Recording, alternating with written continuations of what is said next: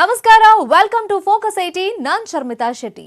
ಸೂರ್ಯನನ್ನೇ ಮುಟ್ಟಿದ NASA Parker ಸೃಷ್ಟಿಸಿದ್ದೆಂತ ಚರಿತ್ರೆ. 1.1 ಕೋಟಿ ಡಿಗ್ರಿ ಸೆಲ್ಸಿಯಸ್ ತಾಪಮಾನದಲ್ಲೂ ಅಮೆರಿಕ ನೌಕೆ ಗುರಿ ತಲುಪಿದ್ದು ಹೇಗೆ? 1 ತಾಸಿಗೆ 5 ಲಕ್ಷ ಕಿಲೋಮೀಟರ್ ವೇಗ. 4 ವರ್ಷಗಳಲ್ಲಿ ಮತ್ತೊಂದು ಇತಿಹಾಸ. ಬಾಹ್ಯಾಕಾಶ ಲೋಕದಲ್ಲಿ ಮೈಲಿಗಲ್ಲು ಸ್ಥಾಪಿಸಿದ ನಾಸಾ. ಏನಿದು ಟಚ್ ಟು ಸನ್ ಯೋಜನೆ? ಇದೇ ಇವತ್ತಿನ ಫೋಕಸ್ 18 ಟಾರ್ಗೆಟ್ ಸೂರ್ಯ. ಸೂರ್ಯನನ್ನೇ ಮುಟ್ಟಿದ ನಾಸಾ ಪಾರ್ಕರ್ ಸೃಷ್ಟಿಸಿದಂತ ಚರಿತ್ರೆ.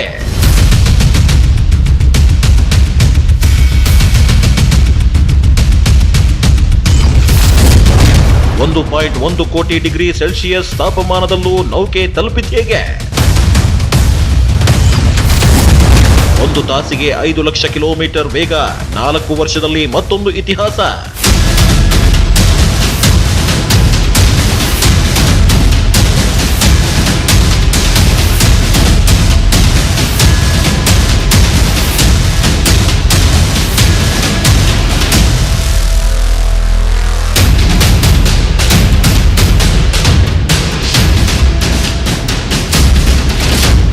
ಸೂರ್ಯ ಸೌರಮಂಡಲದ ಅಧಿಪತಿ. ಸದಾ ಪ್ರಖರವಾದ ಬೆಳಕನ್ನ ಹೊರಚೆಲ್ಲೋ ಸೂರ್ಯ ಬೆಂಕಿಯುಂಡೆಯಂತೆ ಧಗಧಗಿಸ್ತಾನೆ ಇರ್ತಾನೆ. ಸಾಮಾನ್ಯವಾಗಿ ಭೂಮಿಯ ಮೇಲೆ ನಿಂತು ಪ್ರಜ್ವಲಿಸುವ ಸೂರ್ಯನನ್ನು ನೇರವಾಗಿ ದಿಟ್ಟಿಸಿ ನೋಡಿದ್ರೆ ಕಣ್ಣು ಕುಕ್ಕಿದಂತಾಗುತ್ತೆ. ಸೂರ್ಯನಿಂದ ಹೊಮ್ಮುವ ಕಿರಣಗಳು, ಸೂರ್ಯ ಮಾರುತದ ಪ್ರಭಾವ ತುಂಬಾ ತೀಕ್ಷ್ಣವಾದುದು. ಸೂರ್ಯನನ್ನ ಕಣ್ಣಲ್ಲಿ ಕಣ್ಣಿಟ್ಟು ನೋಡೋದೇ ನಮಗೆ ಕಷ್ಟ. ಅಂಥದ್ರಲ್ಲಿ ಬಾಹ್ಯಾಕಾಶ ಸಂಸ್ಥೆ ನಾಸಾ ನಮ್ಮೆಲ್ಲರ ಊಹೆಗೂ ನಿಲುಕದ ಐತಿಹಾಸಿಕ ಸಾಧನೆಯನ್ನ ಮಾಡಿದೆ. ಅಸಾಧ್ಯವಾಗಿರೋದನ್ನ ಸಾಧಿಸಿ ತೋರಿಸಿದೆ. ನಾಸಾದ ಬಾಹ್ಯಾಕಾಶ ಶೋಧ ನೌಕೆಯು ಸೂರ್ಯನಿಗೆ ಸಮೀಪದಲ್ಲಿ ಸಾಗಿದೆ. ಈ ಮೂಲಕ ಬಾಹ್ಯಾಕಾಶ ಲೋಕದಲ್ಲಿ ಹೊಸ ಮೈಲಿಗಲ್ಲನ್ನ ಸ್ಥಾಪಿಸಿದೆ ನಾಸಾ. ಈ ಮೂಲಕ ಸೌರಮಂಡಲದ ಶಕ್ತಿಯ ಮೂಲ, ನಿಗೂಢತೆಯ ಕೇಂದ್ರ ಬಿಂದುವಾಗಿರೋ ಸೂರ್ಯನನ್ನ ಮುಟ್ಟಿ ಬರುವ ಮನುಕುಲದ ಕನಸು ಕೊನೆಗೂ ನನಸಾಗಿದೆ. ಬಾಹ್ಯಾಕಾಶ ಲೋಕದಲ್ಲಿ ಮೈಲಿಗಲ್ಲು ಸ್ಥಾಪಿಸಿದ ನಾಸಾ.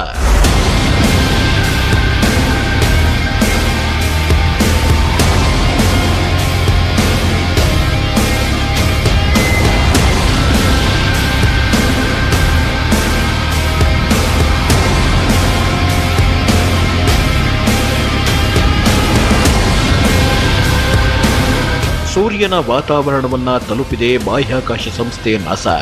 ಪಾರ್ಕರ್ ಸೋಲಾರ್ ಪ್ರೋಬ್ ಜಗತ್ತಿನಲ್ಲಿಯೇ ಮಹಾ ಚರಿತ್ರೆಯನ್ನೇ ಸೃಷ್ಟಿಸಿದೆ. ಬರೋಬ್ಬರಿ 1.1 ಕೋಟಿ ಡಿಗ್ರಿ ಸೆಲ್ಸಿಯಸ್ ತಾಪಮಾನದಲ್ಲೂ ಅಮೆರಿಕದ ನೌಕೆ ಸೂರ್ಯನ ಪ್ರಕೋಪವನ್ನ ತಡೆದುಕೊಂಡಿದೆ. 1 ತಾಸಿಗೆ 5 ಲಕ್ಷ ಕಿಲೋಮೀಟರ್ ವೇಗದಲ್ಲಿ ಚಲಿಸಿರುವ ಪಾರ್ಕರ್ ಇತಿಹಾಸ ಪುಟದಲ್ಲಿ ಸುವರ್ಣಾಕ್ಷರಗಳಿಂದ ಬರೆಯುವ ಸಾಧನೆ ಮಾಡಿದೆ.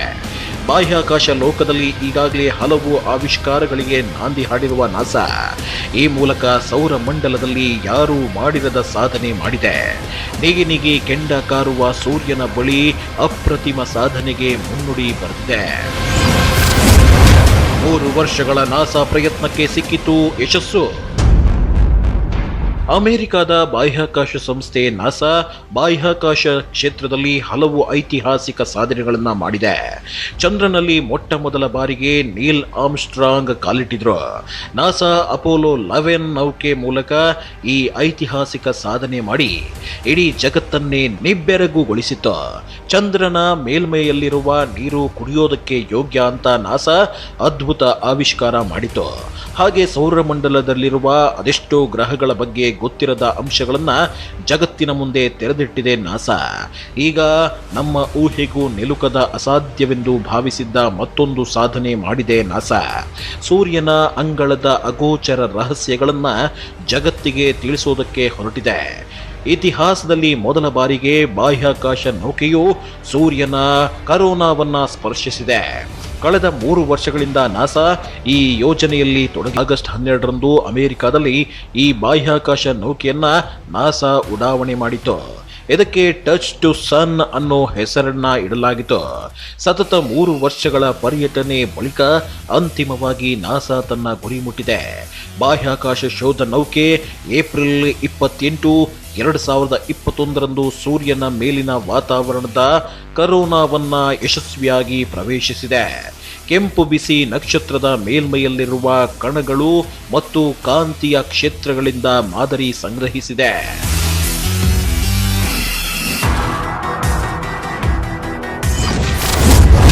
ಏನಿದು ಟಚ್ ಟು ಸನ್ ಯೋಜನೆ? ಟಚ್ ಟು ಸನ್ ಯೋಜನೆ ಬರೋಬ್ಬರಿ $1.5 ಬಿಲಿಯನ್ ವೆಚ್ಚದ ಯೋಜನೆಯಾಗಿದೆ. ಏಪ್ರಿಲ್ನಲ್ಲೇ 7 ಬಾರಿ ಸೂರ್ಯನ ಸಮೀಪ ಪಾರ್ಕರ್ ಸಾಗಿದ್ದು 2 ರಿಂದ 3 ಬಾರಿ ಕರೋನಾವನ್ನ ಸ್ಪರ್ಶಿಸಿದೆ. ತಾಸಿಗೆ 5 ಲಕ್ಷ ಕಿಲೋಮೀಟರ್ ವೇಗದಲ್ಲಿ ಕರೋನಾ ಒಳಗೆ ಹೋಗಿ ಹೊರಗೆ ಬಂದಿದೆ. 1.1 ಕೋಟಿ ಡಿಗ್ರಿ ಸೆಲ್ಸಿಯಸ್ ತಾಪಮಾನದಲ್ಲೂ ಸ್ಪರ್ಶಿಸಿದ ನೌಕೆ. ಸೂರ್ಯನ ಹೊರಮೈ ಕರೋನಾ ಬರೋಬ್ಬರಿ 1.1 ಕೋಟಿ ಡಿಗ್ರಿ ಸೆಲ್ಸಿಯಸ್ ತಾಪಮಾನವನ್ನ ಹೊಂದಿದೆ. ಇಂಥ ನಿಗಿ ಕೆಂಡಕಾರು ಉಷ್ಣತೆಯಲ್ಲೂ ನೌಕೆ ಕರೋನಾವನ್ನ ಯಶಸ್ವಿಯಾಗಿ ಸ್ಪರ್ಶಿಸಿ ಬಂದಿದೆ. ಈ ವಿಚಾರ ಇಡೀ ವಿಜ್ಞಾನ ಲೋಕವನ್ನೇ ಅಚ್ಚರಿಗೊಳಿಸಿದೆ. ಇಂಥ ಪ್ರಖರ ತಾಪಮಾನದಲ್ಲೂ ಬಾಹ್ಯಾಕಾಶ ನೌಕೆ ಯಶಸ್ವಿಯಾಗಿ ಸೂರ್ಯನ ಮೇಲ್ಮೈಯನ್ನ ಪ್ರವೇಶಿಸಿದ್ದಕ್ಕೆ ಪ್ರಮುಖ ಕಾರಣ ಈ ನೌಕೆ ತಯಾರಾಗಿರೋ ರೀತಿ. ಪಾರ್ಕರ್ ಸೋಲಾರ್ ಪ್ರೋಬ್ ಸುಮಾರು 635 ಕೆಜಿ ತೂಕವಿರುತ್ತೆ. ಬಾಹ್ಯಾಕಾಶ ನೌಕೆ ಪ್ರತಿ ಗಂಟೆಗೆ 4,30,000 ಮೈಲಿ ತಲುಪುತ್ತೆ. ಇದಕ್ಕೆ ಹೀಟ್ ಶೀಲ್ಡ್ ಹಾಕಲಾಗಿದೆ.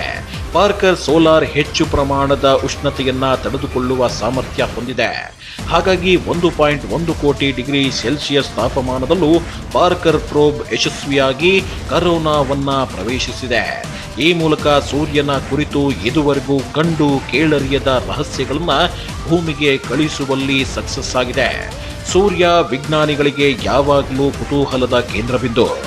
ಆದರೆ ಬೇರೆ ಗ್ರಹಗಳಲ್ಲಿ ಆವಿಷ್ಕಾರ ಮಾಡಿದಷ್ಟು ಸೂರ್ಯನ ಅಂಗಳದಲ್ಲಿ ಸಂಶೋಧನೆ ಮಾಡೋದು ಸುಲಭವಲ್ಲ. ಹೀಗಾಗಿ ಇದುವರೆಗೂ ಅರಿಯದ ಸೂರ್ಯನ ಮೇಲೆ ಮತ್ತಷ್ಟು ಬೆಳಕು ಚೆಲ್ಲಲು ಈ ಆವಿಷ್ಕಾರ ನೆರವಾಗಲಿದೆ. ಪಾರ್ಕರ್ ನೌಕೆ ವಿಶೇಷತೆ ಏನು? ಪ್ರತಿ ಸೆಕೆಂಡ್ಗೆ 190 ಕಿಲೋಮೀಟರ್ ವೇಗದಲ್ಲಿ ಚಲನೆ. ಪಾರ್ಕರ್ ನೌಕೆ ಸೂರ್ಯನ ಕರೋನಾವನ್ನ ಪ್ರವೇಶಿಸಿದ ಮೊಟ್ಟ ಮೊದಲ ಬಾಹ್ಯಾಕಾಶ ನೌಕೆ ಎಂಬ ಹೆಗ್ಗಳಿಕೆಗೆ ಪಾತ್ರವಾಗಿದೆ. ಇದನ್ನು ಜಾನ್ ಹಾಪ್ಕಿನ್ಸ್ ವಿವಿ ವಿದ್ಯಾರ್ಥಿಗಳು ತಯಾರಿಸಿದ್ದಾರೆ. ಖ್ಯಾತ ಖಗೋಳ ಶಾಸ್ತ್ರಜ್ಞ ಯೂಜಿನ್ ಪಾರ್ಕರ್ನ ಹೆಸರನ್ನ ಈ ನೌಕೆಗೆ ಇಡಲಾಗಿದೆ. ಸೂರ್ಯನ ಕರೋನಾ ತಲುಪಿ ಅಲ್ಲಿನ ಸೌರ ಜ್ವಾಲೆಗಳನ್ನ ಹಾದು ಬಂದಿದೆ. ಸೂರ್ಯನ ಕಾಂತ ವಲಯಕ್ಕೆ ಸಂಬಂಧಿಸಿದ ಮಹತ್ವದ ಮಾಹಿತಿಯನ್ನ ಸಂಗ್ರಹಿಸಿದೆ. ಪಾರ್ಕರ್ ಸೋಲಾರ್ ಪ್ರೋಬ್ ಪ್ರತಿ ಸೆಕೆಂಡ್ಗೆ 190 ಕಿಲೋಮೀಟರ್ ವೇಗದಲ್ಲಿ ಚಲಿಸುತ್ತೆ. ಇದು ಯಾವ ಮಟ್ಟಿಗಿನ ಸ್ಪೀಡ್ ಅಂದ್ರೆ ಅಮೆರಿಕದ ನ್ಯೂಯಾರ್ಕ್ನಿಂದ ಜಪಾನ್ನ ಟೋಕಿಯೋವರೆಗೂ ತಲುಪೋದಕ್ಕೆ ಜಸ್ಟ್ ಒಂದೇ 1 ಸೆಕೆಂಡ್ ಸಾಕು. ಆ ಮಟ್ಟಿಗೆ ಸೋಲಾರ್ ಪ್ರೋಬ್ ವೇಗವನ್ನ ಹೊಂದಿದೆ. ಏನಿದು ಸೂರ್ಯನ ಹೊರಪದರ ಕರೋನಾ? ಹೌದು, ನಾವು ಆಗಿನಿಂದಲೂ ಸೂರ್ಯನ ಹೊರಪದರ ಕರೋನಾ ಅಂತ ಹೇಳ್ತಾ ಇದ್ದೀವಿ. ಅಷ್ಟಕ್ಕೂ ಏನಿದು ಕರೋನಾ ಅಂದ್ರೆ ಅದನ್ನು ಸಂಕ್ಷಿಪ್ತವಾಗಿ ಹೇಳ್ತೀವಿ ನೋಡಿ. ಭೂಮಿಯಂತೆ ಸೂರ್ಯನು ಘನ ಮೇಲ್ಮೈಯನ್ನ ಹೊಂದಿಲ್ಲ. ಆದರೆ ತನ್ನ ಗುರುತ್ವಾಕರ್ಷಣೆ ಶಕ್ತಿಯಿಂದ ಕಾಂತೀಯ ಬಲದಿಂದ ಅತಿ ಶಾಖದ ವಾತಾವರಣವನ್ನ ಹೊಂದಿದೆ. ಕರೋನಾ ಸೂರ್ಯನ ವಾತಾವರಣದ ಹೊರಪದರವಾಗಿದ್ದು ಅಲ್ಲಿ ಬಲವಾದ ಕಾಂತೀಯ ಕ್ಷೇತ್ರಗಳು ಪ್ಲಾಸ್ಮಾವನ್ನು ಬಂಧಿಸುತ್ತವೆ ಮತ್ತು ಪ್ರಕ್ಷುಬ್ಧ ಮಾರುತಗಳು ತಪ್ಪಿಸದಂತೆ ತಡೆಯುತ್ತವೆ. ಸೂರ್ಯನ ಅತ್ಯಂತ ಶಾಖವಿರುವ ಪ್ರದೇಶವೇ ಕರೋನಾ. ಸೂರ್ಯನಲ್ಲಿರುವ ಕರೋನಾ ನಿರೀಕ್ಷೆಗಿಂತಲೂ ತುಂಬಾ ಧೂಳಿನಿಂದ ಕೂಡಿರುತ್ತೆ. ಇಲ್ಲಿ ಸೋಲಾರ್ ವಿಂಡ್ ಬಗ್ಗೆ ಚೆನ್ನಾಗಿ ತಿಳಿದುಕೊಳ್ಳಬಹುದು. ಸೂರ್ಯನಿಂದ ಭೂಮಿಗೆ ಹೊರಹೊಮ್ಮುವ ಪ್ರಕ್ರಿಯೆ, ಆ ವಿಧಾನಗಳು ಕರೋನಾ ಭಾಗದಲ್ಲಿಯೇ ಹೆಚ್ಚಾಗಿ ಆಗುತ್ತೆ. ಈ ಎಲ್ಲ ಅಂಶಗಳಿಂದ ಸೂರ್ಯನಲ್ಲಿ ಕರೋನಾ ಹೊರಪದರ ಬಹುಮುಖ್ಯ ಪಾತ್ರ ವಹಿಸುತ್ತೆ. ಯಾಕೆ ಈ ಮಹತ್ವದ ಯೋಜನೆ?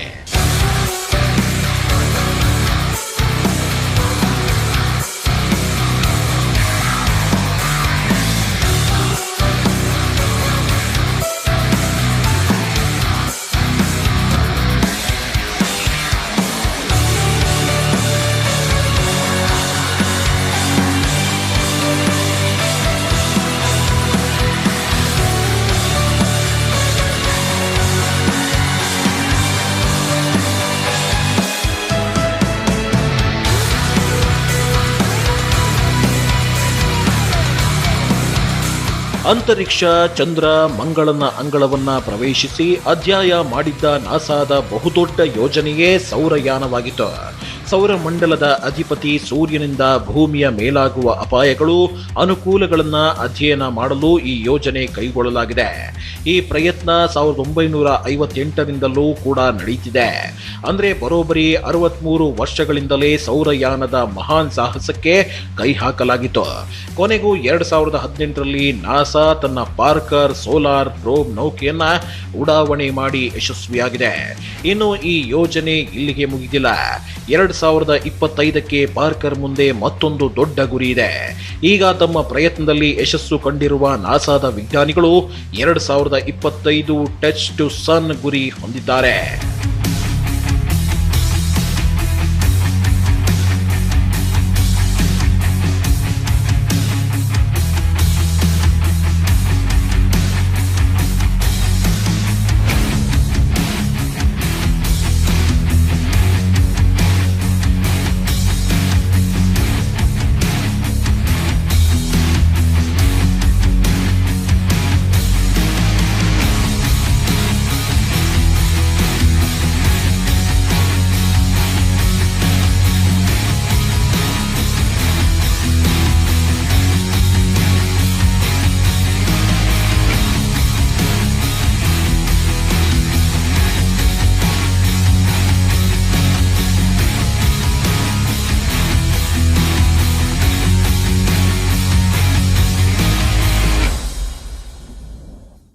ಸೂರ್ಯನ ಅಂಗಳದಲ್ಲಿ ಅದೆಷ್ಟೋ ಗೊತ್ತಿರದ ವಿಸ್ಮಯಗಳು, ಅಗೋಚರ ರಹಸ್ಯಗಳಿರುತ್ತೆ.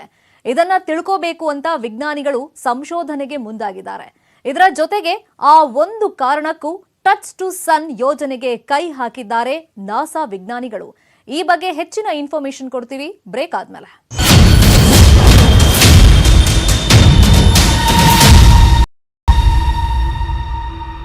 ಸೂರ್ಯನ ಒಡಲಲ್ಲಿ ಹಲವು ರೀತಿಯ ಪ್ರಕ್ರಿಯೆಗಳು ನಡೀತಾವೆ. ಇದು ಮಾನವ ನಿರ್ಮಿತ ಉಪಗ್ರಹಗಳ ಮೇಲೆ ಪರಿಣಾಮ ಬೀರುತ್ತೆ. ಇದೇ ಕಾರಣಕ್ಕಾಗಿ ನಾಸಾ ವಿಜ್ಞಾನಿಗಳು ಈ ಯೋಜನೆ ಕೈಗೊಂಡಿದ್ದಾರೆ. ಈ ಮಿಷನ್ ಕೈಗೊಳ್ಳುವಾಗ ನಾಸಾದ ಮುಂದಿದ್ದ ಸವಾಲುಗಳೇನು, ಇದನ್ನ ನಾಸಾ ಎದುರಿಸಿದ್ದು ಹೇಗೆ, ಈ ಬಗ್ಗೆ ಹೇಳ್ತೀವಿ ನೋಡಿ.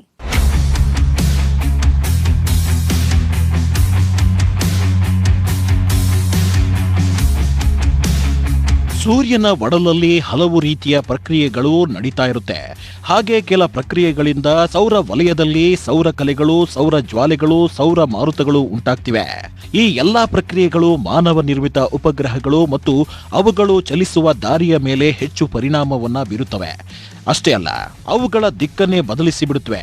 ಈ ರೀತಿಯಾದ್ರೆ ವಿಜ್ಞಾನಿಗಳ ಪರಿಶ್ರಮ ವ್ಯರ್ಥವಾಗುತ್ತೆ.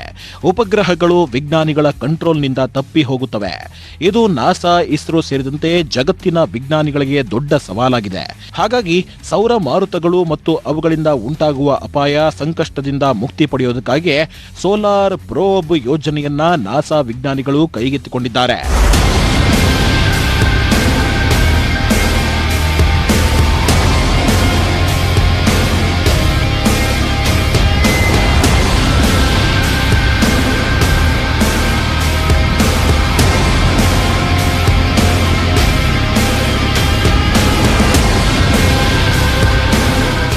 ಎರಡ್ 2018ರಲ್ಲಿ ಅಮೆರಿಕದ ನಾಸಾ ಬಾಹ್ಯಾಕಾಶ ಸಂಸ್ಥೆಯು ಪಾರ್ಕರ್ ನೌಕೆಯನ್ನ ಸೂರ್ಯನತ್ತ ಕಳಿಸಿತು.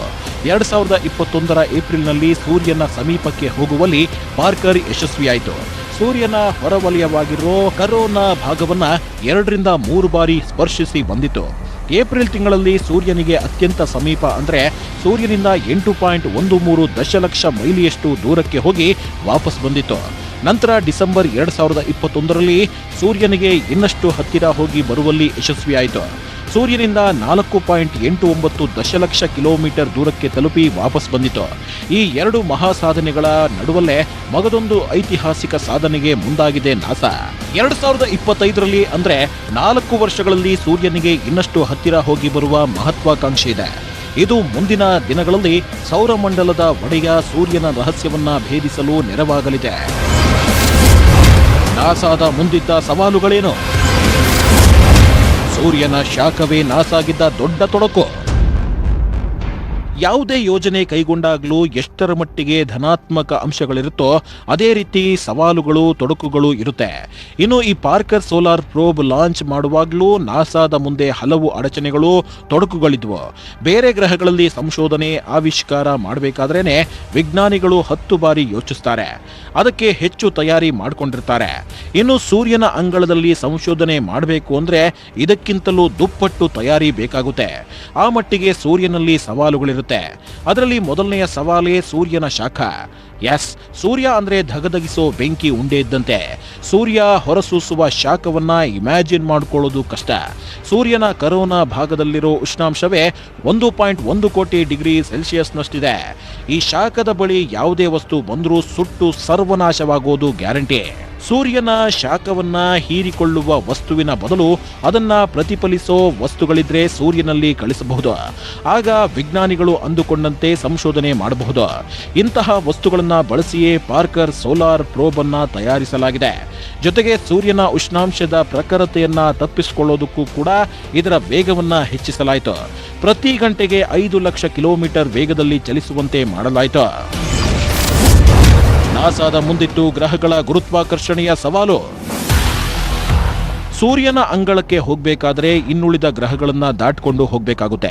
ಆ ಗ್ರಹಗಳನ್ನು ದಾಟಿ ಸೂರ್ಯನಲ್ಲಿಗೆ ಹೋಗೋದು ಅಂದ್ರೆ ಅಷ್ಟೊಂದು ಸುಲಭದ ಮಾತಲ್ಲ.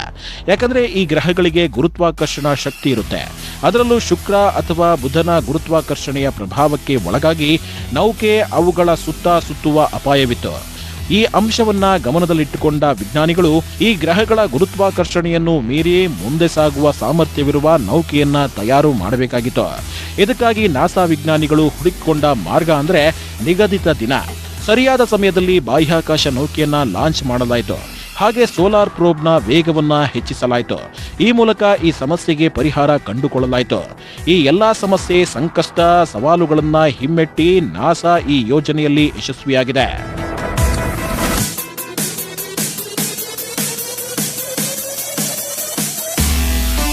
ಚಂದ್ರನ ಮೇಲೆ ಇಳಿದು ಅಧ್ಯಯನ ಮಾಡೋದು, ಸಂಶೋಧನೆ ಮಾಡೋದು ಎಷ್ಟು ಮುಖ್ಯವೋ ಅದೇ ರೀತಿ ಸೂರ್ಯನ ಕುರಿತು ಅಧ್ಯಯನ ಮಾಡೋದು ಕೂಡ ಅಷ್ಟೇ ಮುಖ್ಯ.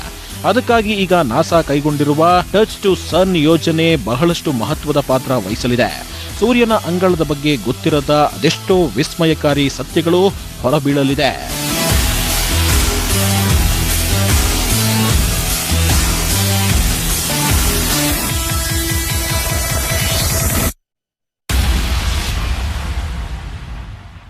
ಸೂರ್ಯನ ಅಂಗಳ ತಲುಪೋದ್ರ ಮೂಲಕ ನಾಸಾ ಬಾಹ್ಯಾಕಾಶ ಕ್ಷೇತ್ರದಲ್ಲಿ ಐತಿಹಾಸಿಕ ಮೈಲಿಗಲ್ಲು ಸ್ಥಾಪಿಸಿದೆ. ಇದು ಇಡೀ ಜಗತ್ತೇ ಹೆಮ್ಮೆ ಪಡುವಂತ ವಿಚಾರ. ಇದಾಗಿತ್ತು ಈ ಹೊತ್ತಿನ ಫೋಕಸ್ 18. ನೋಡ್ತಾ ಇರಿ ನ್ಯೂಸ್ 18 ಕನ್ನಡ. ಜಾಲ ನಮ್ಮದು, ಬಲ ನಿಮ್ಮದು.